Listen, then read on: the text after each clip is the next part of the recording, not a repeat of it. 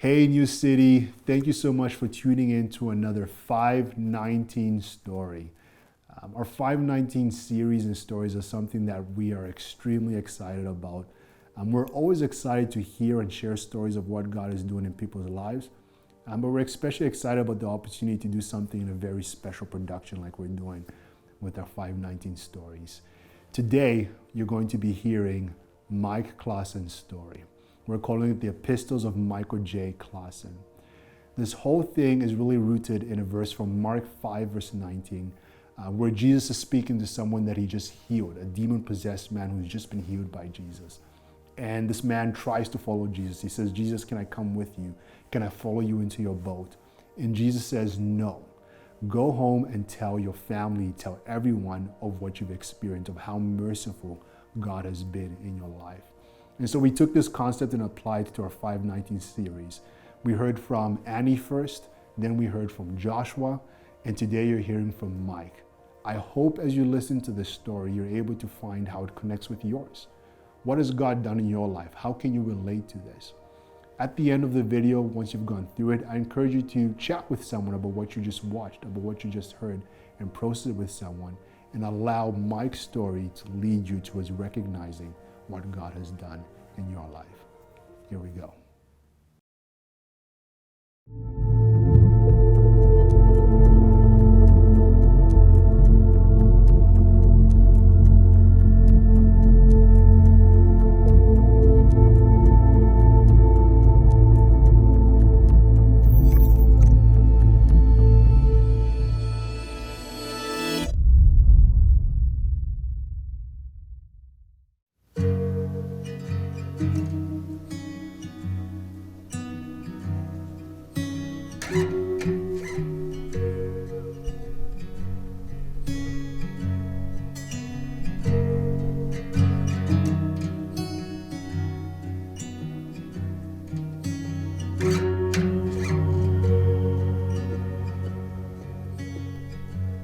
I spent some time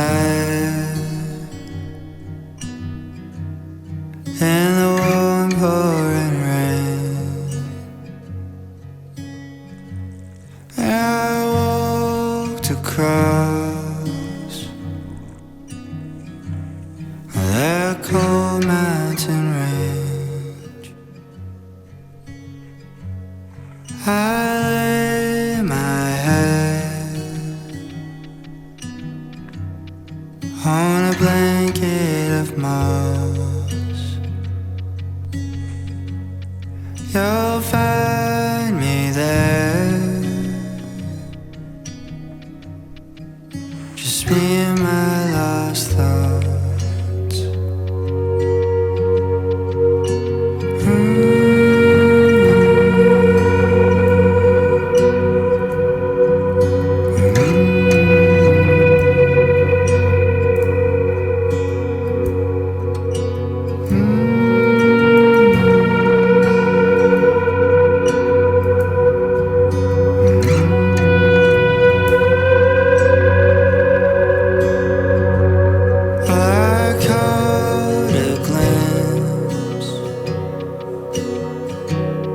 Through the canopy trees,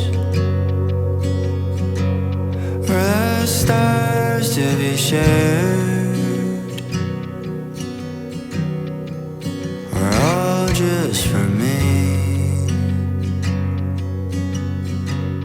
And I stood on the shore.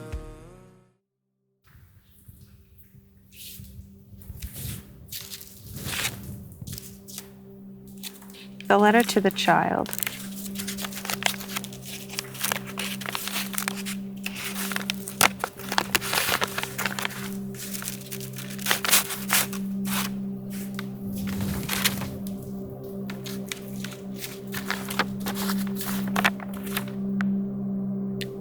Greetings from what is beyond you, dear Micheal.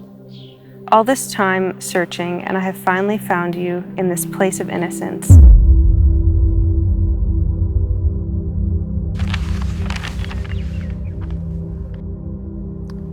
Greetings from what is beyond you, dear Micheal.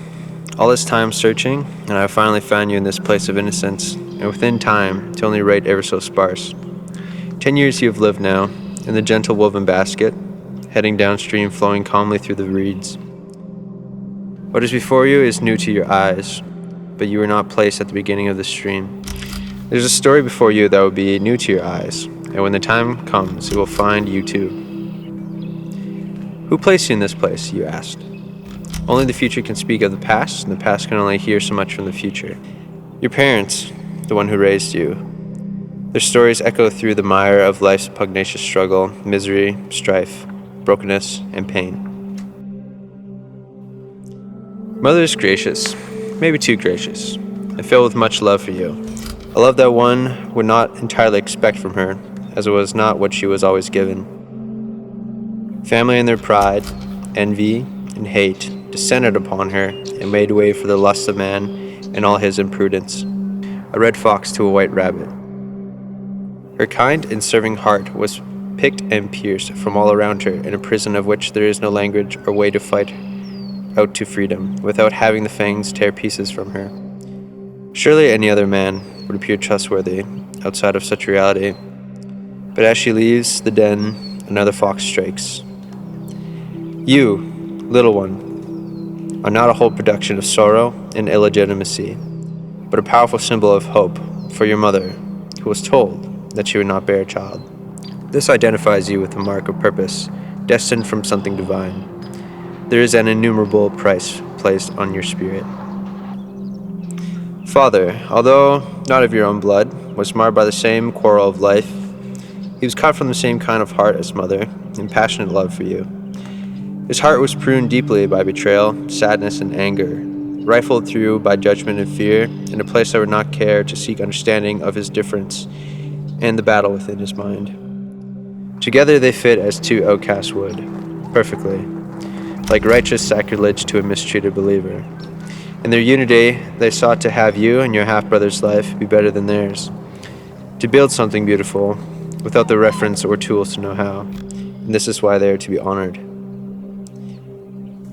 In a short time, you're going to bear a weight and witness destruction. The sky will blot out the sun, and the earth will be split open, swallowing up the reality you know. Within this short amount of time you have lived, the lie will have already told you that God is angry and waiting to destroy. When this destruction occurs, it will imbue you with confusion and leave you as if you were an orphan.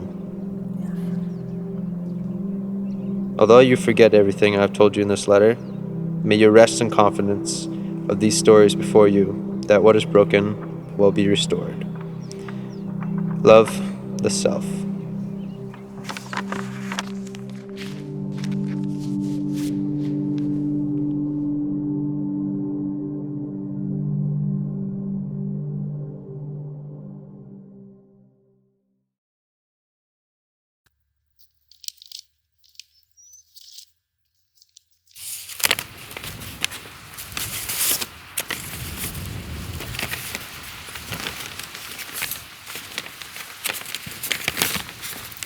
Micheal.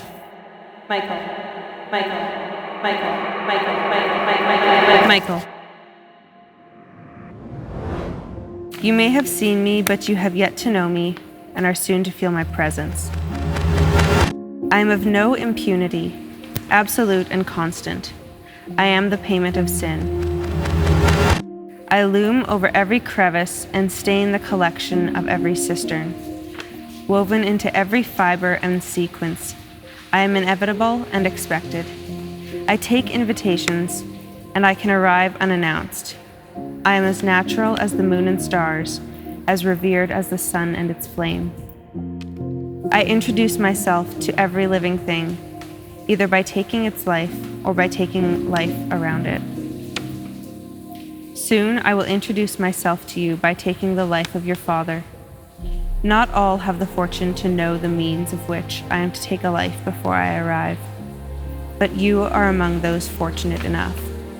His body has been marked by a swelling tumor of cancerous cells.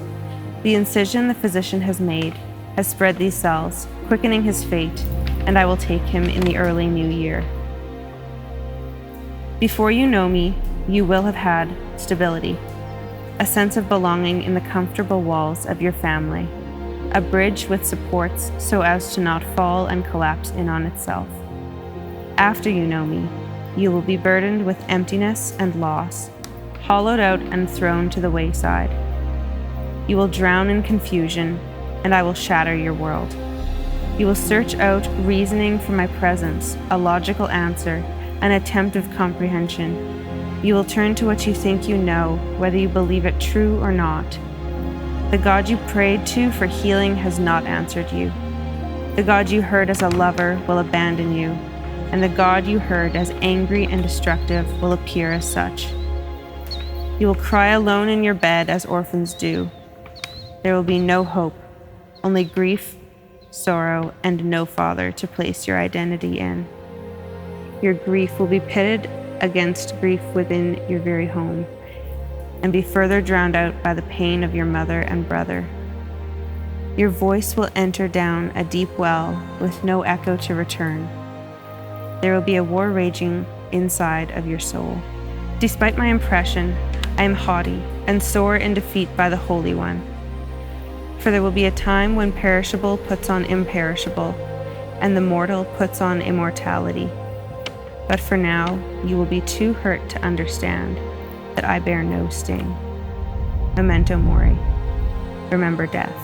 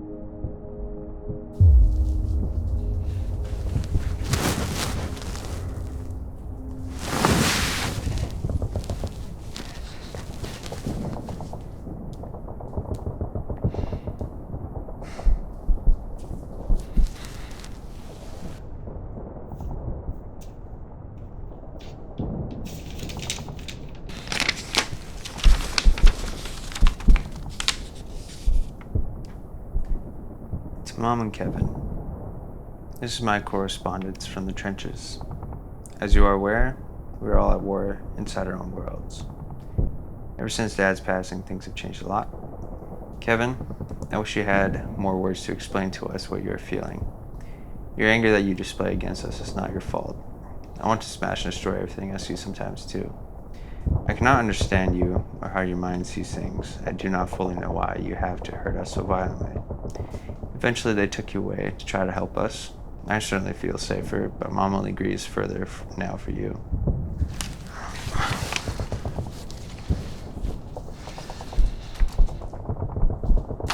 Mom, I know you try your best to keep it inside. You sleep long and often, and come out to feed us and take care of us the best you can. I know you need help, and I know you want me to help you, but I'm hurting too, and I can't. Sometimes, in your pain, you try to compare me to those terrible men that wronged you. Maybe making me fear becoming like those men would motivate me to help you and Kevin. Perhaps you're just afraid that without a dad, I'll become just like him.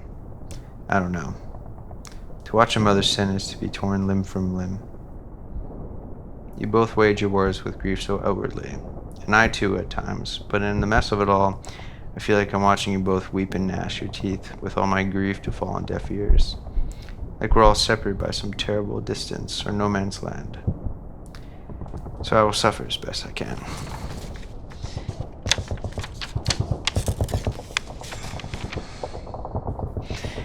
I will do my best to keep my distance, protect myself by taking shelter in the trenches. I dig my trenches with friends and in vices. I spend most of my time in these trenches. I always tell you where I am, where I'm going, who I'm with. My friends, families provide a safe place where I can play, laugh, have communion to sit around a table with and talk to. I feel like I'm normal there. At home, there's the online games, the internet, art, comic books, and everything that gives me some sort of relief when I need to be near the front lines of home. I have those friends online. There's a whole different world there, and I have an imaginary identity with a role to play. Within that screen, there's also a terrible vice, one that lures me in with her outstretched neck and lustful eyes. I'm deceived, but find an escape in it all, and I'll be tied to it from now until the foreseeable, until I learn to fight that battle.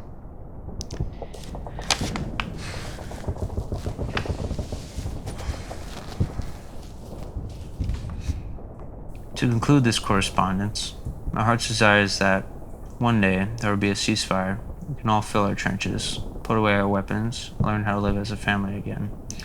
This distance might even be necessary as we fight this war, but then again, what wisdom have I gained from fighting alone in the trenches? I'll remain here, wait for support. Best of luck, Micheal.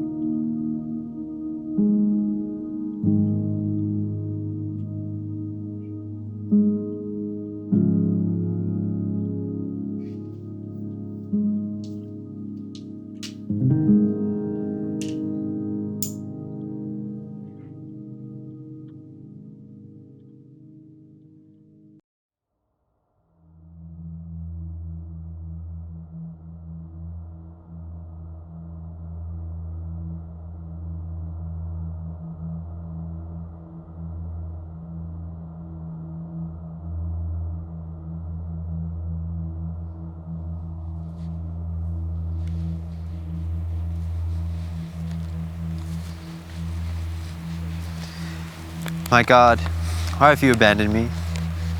You people told me of your love, but yet I feel no embrace. You people told me you would hear my prayer, but I am fatherless. Oh my God, the confusing one. How numerous are your exploits of my emotions. How vast are your desires to have nothing to do with me. My God, why are you set up for my destruction? Your people told me you would destroy the world and no one knows the day or the hour.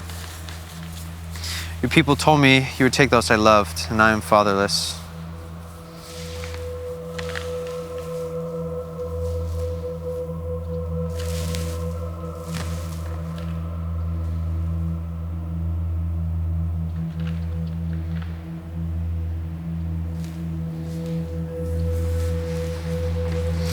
I will run away into the deep valleys, hide within my own palace, take up shield against your arrows.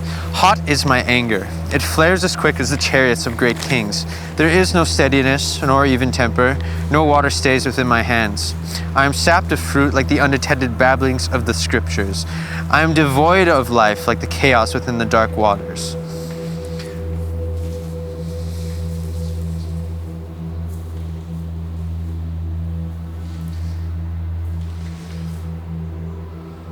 O God, what unbearable sorrow I have partaken, what terrible sounds and sights I have seen.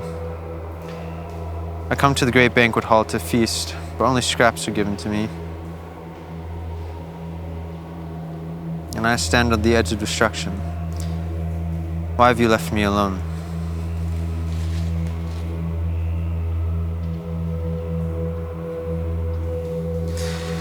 Yet upon this precipice, I am called down by the sun.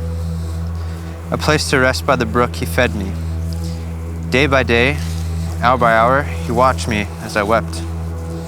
My God, why have you given me? What do you send me, fathers? Why do you send me, fathers, without blood? Why do you teach me in the safe counsel of friends? Oh my God, the mysterious one, how numerous are your wisdoms and teachings. How vast are your stories amongst my counsel.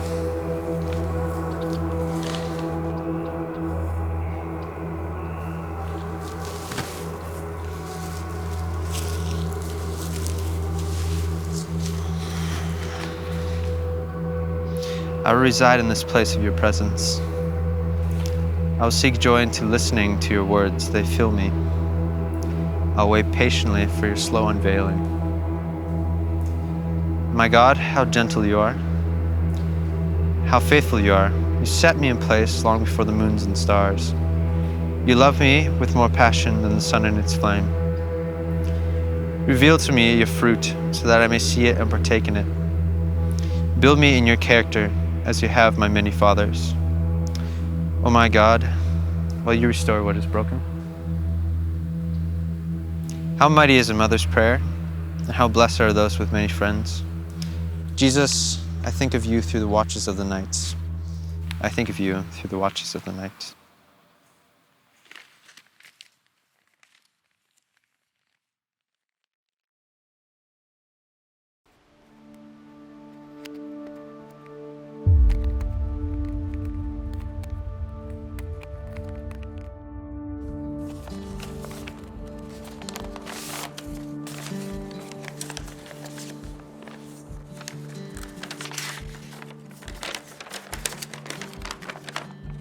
Dear Father in heaven, thank you for your faithfulness.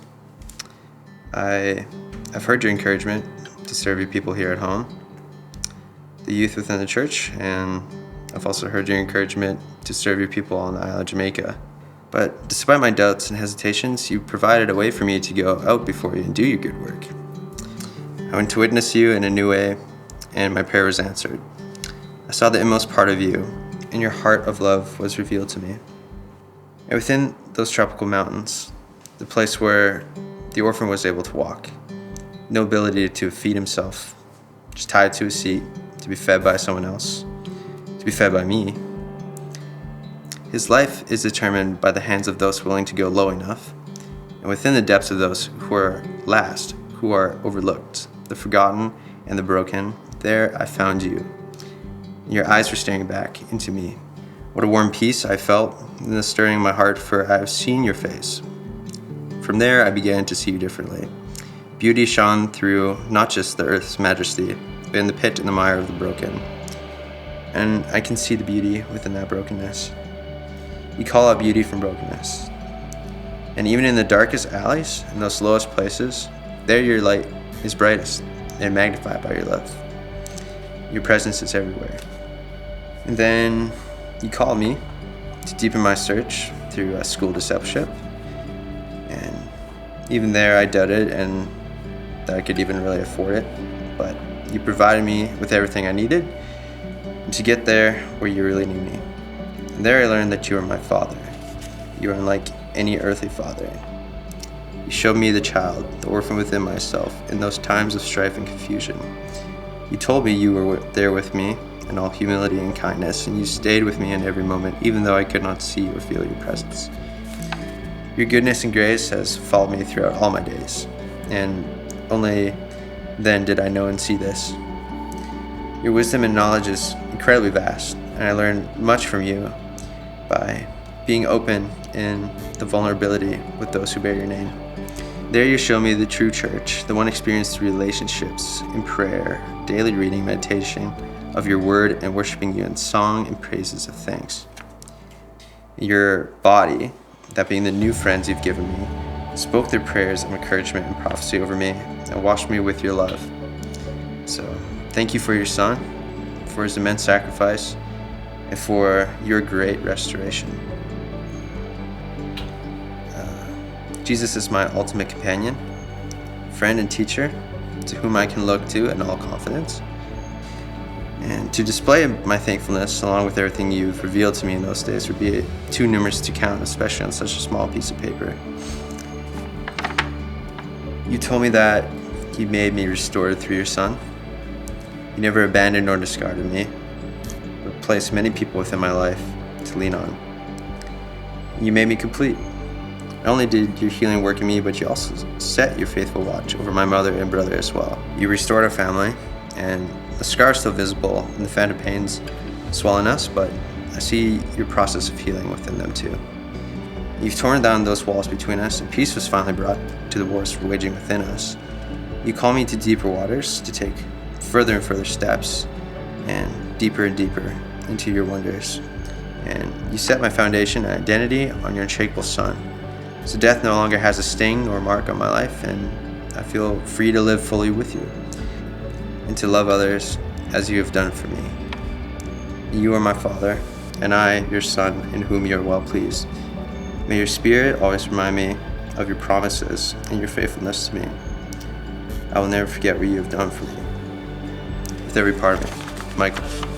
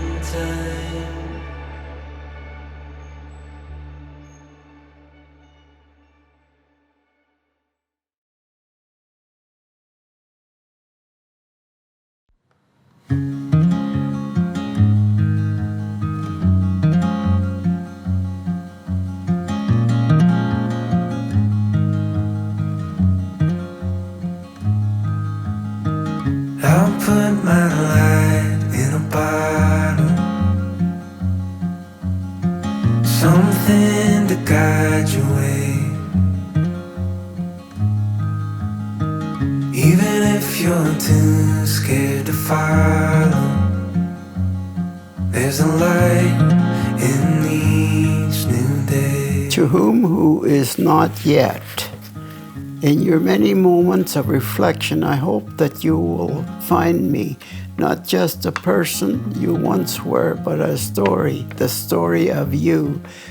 Who are you? Where did you come from? What's the point of anything? You may feel close to God, you may feel very distant, but this testimony is very story you live is riddled with the fingerprints of something far grander than anything you will ever be able to imagine. Alone is impossible.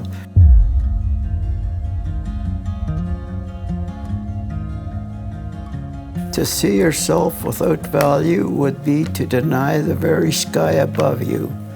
God has been faithful to you, to those in your life, and will continue to be despite your doubts as you grow in your maturity and stature in work, in your service to others in love, in skills learned from life's necessities and joys.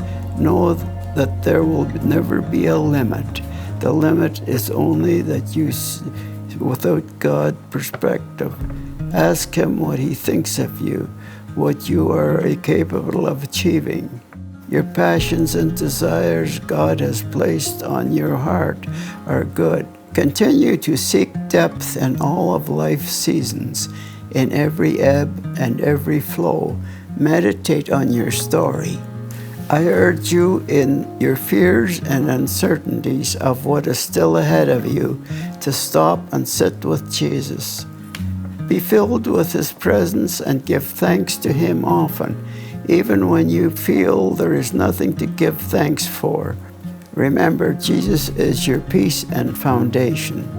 I don't yet know exactly where He has led you and how deep you are in the waters. Perhaps He has blessed you with marriage and many children, or with every spiritual gift, with every need, and with wealth of things that all bear deep meaning, richness, reflecting His beauty. Wherever you are, make sure you know your story and share it with ears that wish to hear. Bear the name of the Lord Jesus. Be His chauffeur, blaring loudly in all that you do. May the Spirit go before you and let you set your path for you. The road is mysterious. Bask in all of God's mystery, wonder, and adventure. This is just the beginning.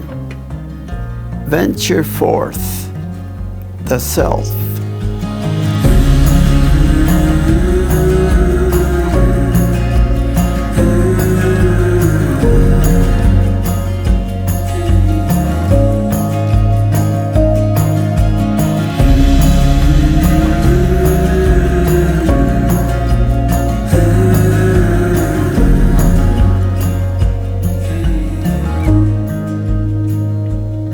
If the moon gives up rising, the sun stops it shining, you know you've got a hand to hold. As we wait on the timing, together we're finding there's more than one way to go home. Yeah, there's more than